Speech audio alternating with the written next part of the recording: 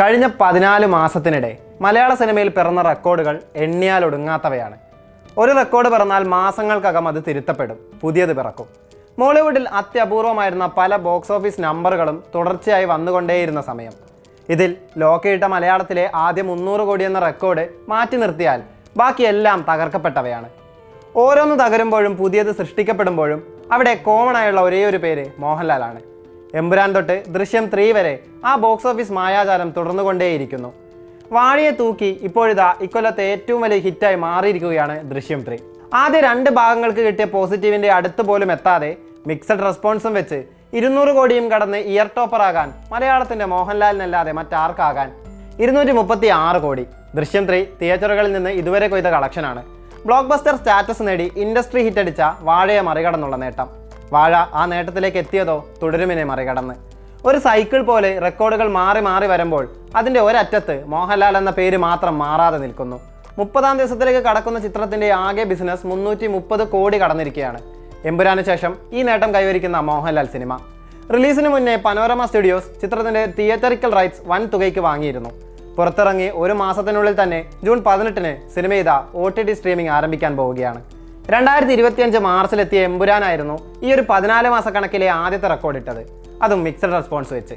അന്ന് 266 കോടി നേടി മഞ്ഞുമൽ ബോയ്സിനെ മറികടന്ന് എമ്പുരാൻ മലയാളത്തിലെ ഹയസ്റ്റ് ഗ്രോസിംഗ് ചിത്രമായി. എന്നാൽ കേരള ബോക്സ് ഓഫീസിൽ 100 കോടി നേടാൻ ചിത്രത്തിനാകാഞ്ഞത് വലിയ നിരാശ സമ്മാനിച്ചു.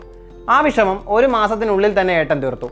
ഏപ്രിലെത്തിയ തുടരും കേരള ബോക്സ് ഓഫീസിലെ ആദ്യ 100 കോടി നേട്ടം സമ്മാനിച്ച് പുതുചരിത്രം സൃഷ്ടിച്ചു.